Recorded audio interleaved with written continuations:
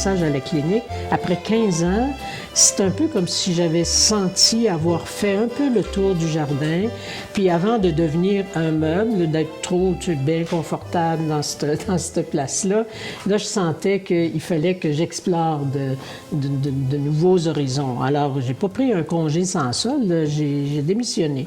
Et c'est là que vous commencez à vous impliquer sérieusement dans la santé mentale.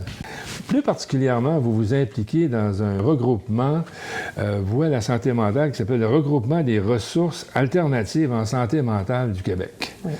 Un grand nom. Je suppose qu'il y a un gros acronyme pour venir avec. Tout à fait. On ne le risquera pas. Non, c'est pas nécessaire. Qu'est-ce que c'est? D'abord, pour moi, c'est la suite logique de l'implication à la clinique communautaire de Pointe-Saint-Charles. Je pense que j'ai expliqué un peu comment on percevait tous les problèmes de santé mentale dans le quartier, comment on essayait d'avoir une réponse différente que celle de la biopsychiatrie, de l'enfermement, de la médication massive, etc. Et aussi qu'il y avait déjà eu la naissance, l'existence d'un groupe qui s'appelait Action Santé, qui était un groupe d'entraide en santé mentale où les personnes psychiatrisées, pas ils travaillaient, mais ils s'entraidaient d'une certaine façon avec l'aide d'intervenants plus ou moins. Bon. Et ce groupe-là était déjà membre d'un groupe qui s'appelait Regroupement des ressources alternatives en santé mentale du Québec, qui était né un peu avant, au début des années 80, et qui regroupait des ressources qui étaient nées presque indépendamment les unes des autres, mais partout sur le territoire québécois. Et là, il y a eu un effort de regrouper toutes ces expériences. C'était des expériences issues du communautaire, issues des personnes psychiatrisées elles-mêmes, issues des intervenants et intervenantes, que ce soit infirmières, que ce soit psychologues, que ce soit thérapeutes, qui étaient en rupture avec le système officiel de la psychiatrie. Hein? Ça regroupait toutes sortes d'initiatives qui, sans se connaître nécessairement, allaient dans la même direction, qui était s'inscrire en résistance à cette façon-là d'accueillir la souffrance psychologique et psychiatrique. Et tout ça, ça a donné des ressources extraordinaires. Par exemple, Autopsie à Québec. Autopsie, c'est un groupe de défense de droits en santé mentale. Alors, ça a émergé, ça, encore une fois, d'une critique importante de la psychiatrie. Et ils se sont mis à faire des vidéos. À l'époque, là, c'était pas évident, hein, puis il n'y avait pas toute la technologie d'aujourd'hui, mais ils ont fait, par exemple, de la matrice à l'asile. Et là, ce sont les personnes psychiatrisées elles-mêmes qui expliquent leur parcours à l'intérieur du système psychiatrique. On y voit, entre autres, celui qui a écrit « Les fous crient au secours ». C'est le premier grand témoignage d'une personne qui était en asile psychiatrique à Saint-Jean-de-Dieu. Je suis arrivée au moment où ce regroupement-là se constituait en regroupement au niveau du Québec au complet. Et je suis devenue, on m'a engagée en 1990 exactement, pour continuer le travail de regroupement du maximum de ressources alternatives possibles et beaucoup pour bâtir, si on veut, l'argumentaire de cette pratique nouvelle, hein, des pratiques alternatives en santé mentale. On disait, notre slogan, c'était « Ailleurs et autrement ».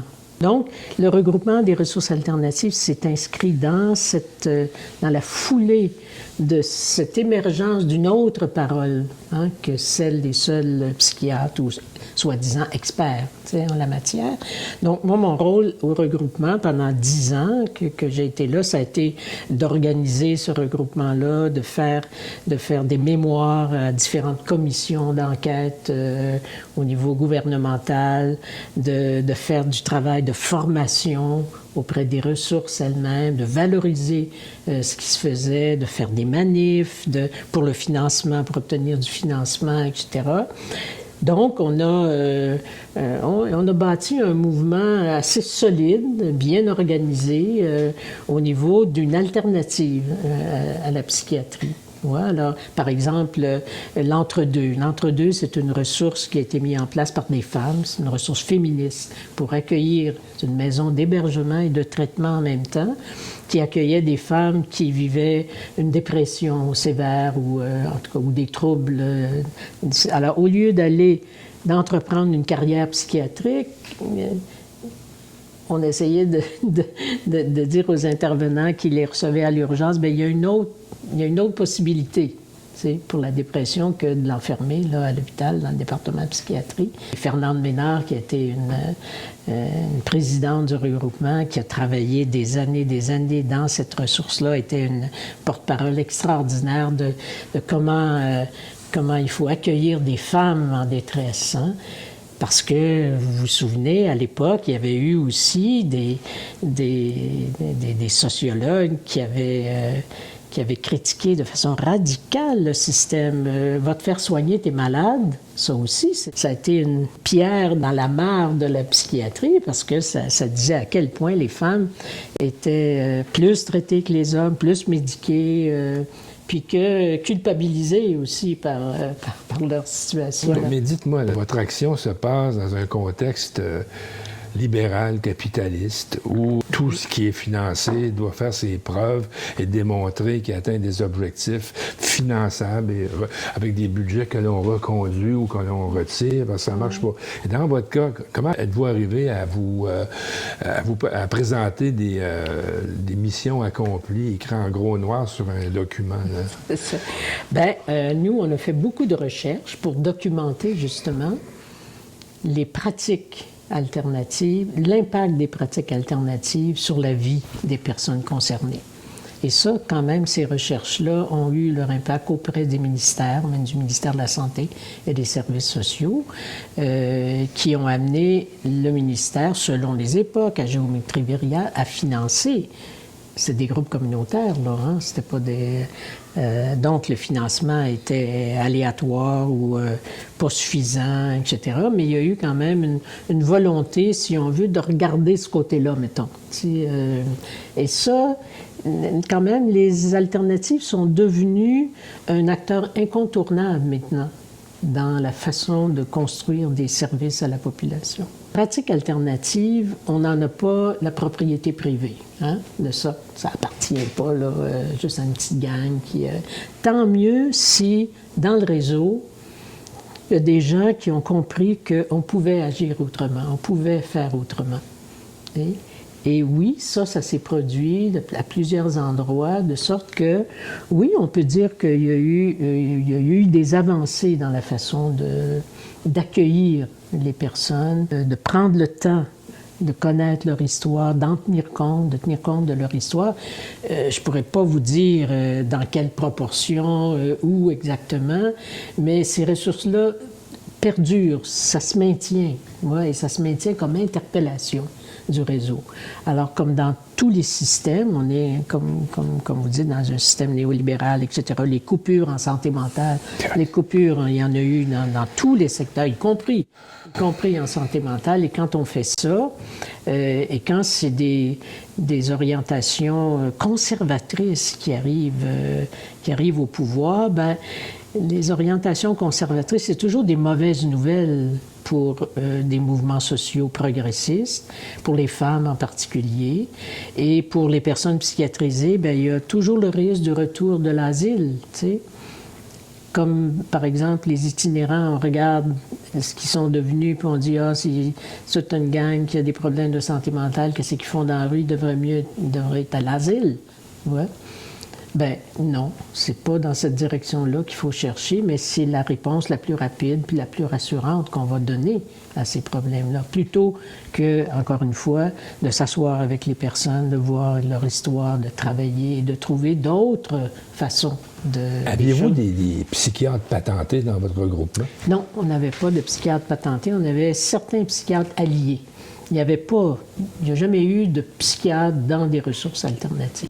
À la clinique de Pointe-Saint-Charles, on avait engagé un psychiatre, à salaire aussi, qui travaillait avec le groupe Action Santé. Là. Alors, lui, il n'allait pas au Douglas, là. Il hospitalisait pas le monde, puis il n'intervenait pas à ce niveau-là. Il intervenait dans la communauté, puis il travaillait avec nous autres. Oui, il y a eu des psychiatres qui ont bien compris ce qui était en train de se produire et qui ont valorisé ce travail-là. Ce qui change les choses aussi. Tu sais, quand ton psychiatre, entre guillemets, te dit, bien, écoute, c'est bien mieux d'aller là que d'aller là, bien, ça aide à un moment donné, tu sais, à continuer un parcours qui est plus intéressant. Donc, en tout cas, c'était, encore une fois, une expérience. Hein? Oui, une expérience très intéressante. Et moi, je continue d'être proche, si on veut, j'y suis plus là, quotidiennement, mais il y a là encore, ils ont encore sorti un journal par année sur l'état de la santé mentale au Québec et comment soigner ailleurs et autrement, comment accueillir. Ça continue à ce niveau-là. Ouais.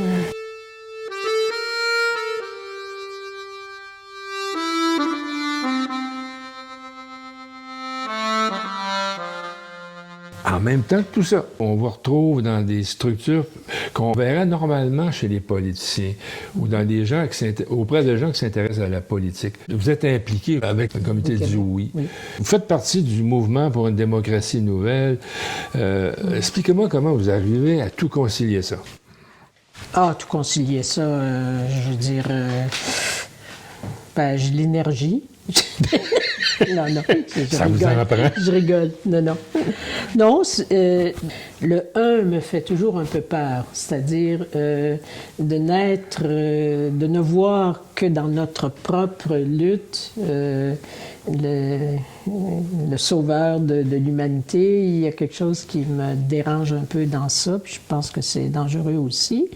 Et les luttes qu'on mène, par exemple, les ressources alternatives en santé mentale, bien, c'était impossible pour les ressources en santé mentale de ne pas participer à la marche du pain et des roses parce que la question de la pauvreté des femmes, il y a plein de femmes psychiatrisées qui sont archi-pauvres, puis, etc. Donc, il y a des jointures très, très, très solides à faire à ce niveau-là. Alors, pour moi, c'est toujours un peu comme ça. Donc, on ne peut pas être toutes les luttes, c'est pas ça l'enjeu. Il y en a des plus structurantes que d'autres, et moi, il y en a une en particulier, celle pour le renouvellement du mode de scrutin. Ça, dès le début, ça avait déjà commencé. Le mouvement pour une démocratie nouvelle existait déjà, avec Paul Clich en particulier, et j'étais très intéressée et consciente qu'il fallait que... Et on avait proposé à la FFQ de s'en occuper, mais la FFQ, à l'époque, elle n'avait pas le temps, elle n'avait pas les ressources pour s'occuper de ça. Donc, on a créé un collectif Femmes et démocratie, où étaient Françoise David et plusieurs autres personnes, Mercedes Roberge, Louise Paquette, moi, Marie-France Benoît. Bref, on a ramassé un groupe de femmes, des femmes sur une base individuelle, si on veut. On a créé un collectif. C'était une des premières petites structures, si on veut, qui n'était pas dans les structures officielles, mais qui a fait un travail assez extraordinaire pour pousser cette idée-là que René Lévesque avait déjà mis de l'avant bien avant, ça faisait 30 ans là, à peu près que c'est une question qu'il fallait faire pour représenter non seulement l'adéquation entre le vote populaire et la représentation à l'Assemblée nationale, mais la diversité, la variété des opinions politiques et l'obligation pour les partis politiques de travailler en alliance. Parce que les systèmes britanniques arrivent à ne consacrer qu'une seule option à un moment donné, c'est le gagnant qui gagne, puis qui... Quand on a dit à Charest qui avait été élu, hein, bien démocratiquement, nous n'avons pas voté pour ça, hein, je n'ai pas voté pour ça, ces coupures-là, c'est affreux, là. C'est la réingénierie qui nous imposait. On n'a pas voté pour ça. Donc, cette idée-là qu'un mode de scrutin qui permettrait une plus grande pluralité, bien, et en facilitant aussi, par des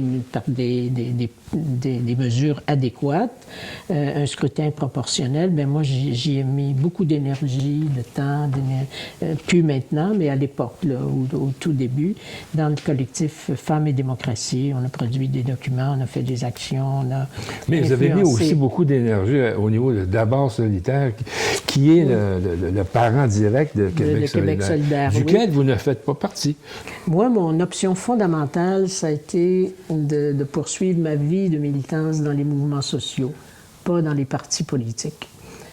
C'est pas en contradiction, c'est un choix, c'est une priorisation des mouvements sociaux. Je suis convaincu que les partis politiques passent, les mouvements sociaux demeurent. Pas pareil, mais que c'est la base d'une société vigilante, critique, responsable, etc.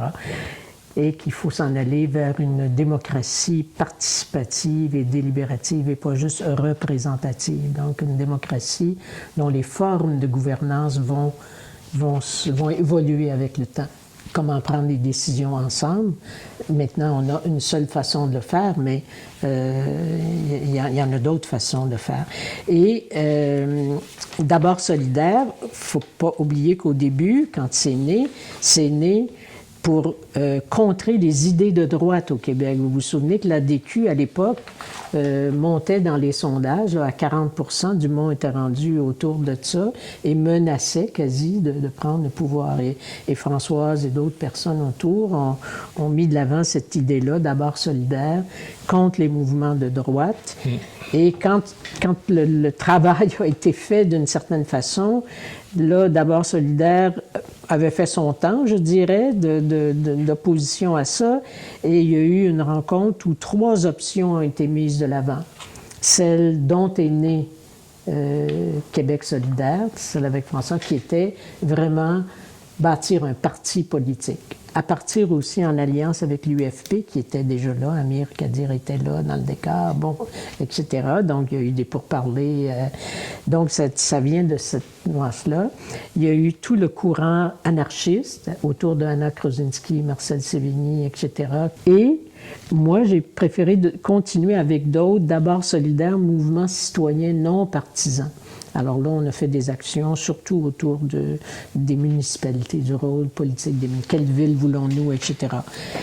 Mais en même temps, oui, d'une certaine façon, moi, j'ai toujours été souverainiste, indépendantiste, et j'étais par ailleurs contre l'orientation qu'avait pris le Conseil de la souveraineté, dirigé par Gérald Larose à l'époque. Après le référendum de 1995, il y a eu un Conseil de la souveraineté, mais oui, il y avait des groupes, mais il y avait aussi des partis politiques qui étaient là. Et moi, ce que je pensais à l'époque, je le pense toujours encore, c'est qu'il faut, au mouvement indépendantiste, un support citoyen non partisan. Il faut un mouvement citoyen non partisan très fort au niveau de la souveraineté du Québec. Je ne dis pas qu'il ne faut pas de partis politiques, au contraire, des partis indépendantistes, il en faut. Mais il faut un mouvement de base. Et les Oui Québec sont nés de cette volonté-là de bâtir un espace de contestation du régime fédéral, de proposition pour un Québec ouvert, inclusif, progressiste, etc., qu'on veut, qui est à faire des alliances avec des mouvements plus conservateurs au moment du référendum, pas en dehors de ça, là. Hein? Alors, moi, j'ai beaucoup investi, maintenant, depuis 5 ans à peu près, dans le Oui Québec, il y a 2 groupes auxquels je participe. Le réseau des citoyennes pour l'indépendance, où on a justement écrit un livre qui s'appelle Un Québec pays, le oui des femmes, où c'est 27 auteurs féministes et indépendantistes qui donnent leur point de vue sur le lien entre l'indépendance et le féminisme. et un autre groupe qui s'appelle Autochtones et Indépendance, qui aussi travaille à bâtir de nouvelles alliances sur la base d'égalité de nation à nation. Et on dit un pays, 12 nations, pas juste une. Il y a 11 nations autochtones, puis il y a la nation québécoise. Comment on peut concilier tout ça et rebâtir, reconnaître les torts subis aux Autochtones et bâtir de nouvelles alliances avec eux, en respectant principalement la Déclaration des Nations Unies sur les droits des peuples autochtones, qui leur accorde un droit à l'autodétermination territoriale. Alors, le territoire du Québec, là, il appartient pas juste aux francophones blancs, là, hein, ou aux Québécois blancs, il appartient aussi aux Autochtones. Comment partager le territoire ensemble? Rien n'est impossible à ce niveau-là.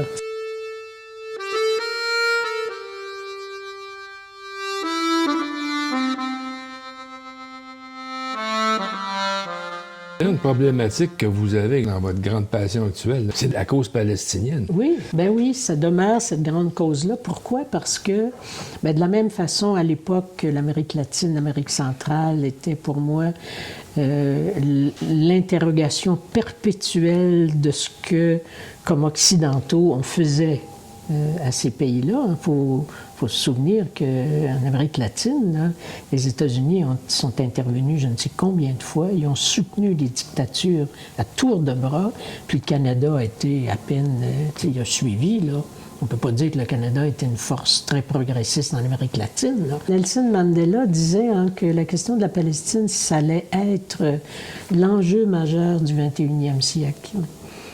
Pourquoi? Parce qu'il est concentré dans cette partie-là du monde, tous les liens entre l'Occident et l'Orient aussi, hein?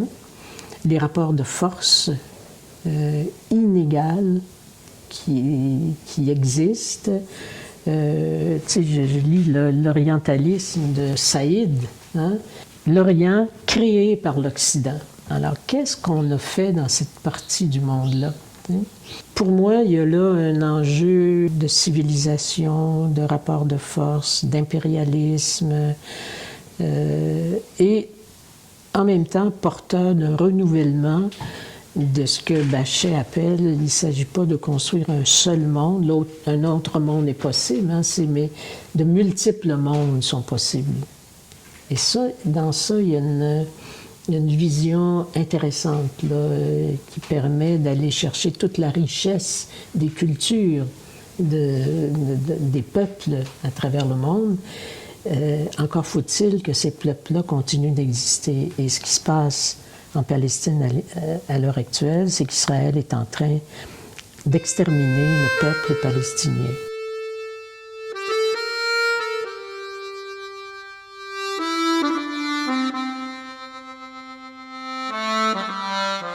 C'est pas donné à tout le monde d'avoir connu un tel parcours de militance. Est-ce que ça constitue une forme d'oxygène, ça, essentiel pour continuer, là? Oui.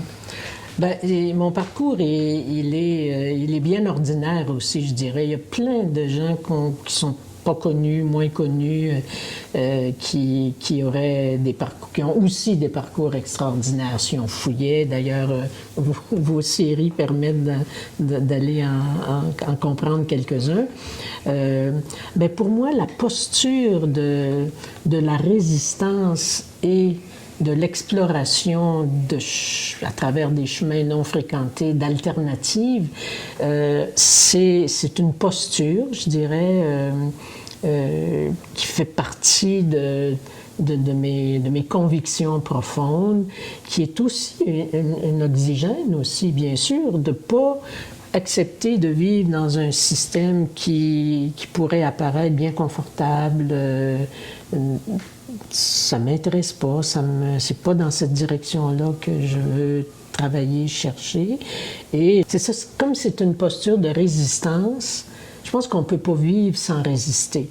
Alors, moi, je suis dans cette voie-là, et que quelle que soit l'époque dans laquelle on vit, quelle que soit dans ma vie, bon là, on vit une époque de recul des acquis sociaux, une époque un peu troubles où des mouvements d'extrême droite arrivent dans le paysage. Ça, à ce moment-là, qu'est-ce qu'on va faire? Comment on va résister à ça? Comment on va proposer des choses qui vont amener à l'extinction de ce type de courant politique dans notre société? Ça, il me semble que c'est une responsabilité que les mouvements sociaux ont. Et ça prend des résistants d'expérience aussi. Et ça prend des résistants d'expérience qui sont capables de partager leur expérience tout en faisant pas de l'expérience ou de la mémoire une espèce d'obligation bétonnée. Il faut que les jeunes s'inspirent des expériences, mais créent et inventent d'autres voies, d'autres formes d'organisation et de lutte. Et je pense qu'il faut leur faire confiance à ce niveau-là. Ils ont déjà commencé à le faire.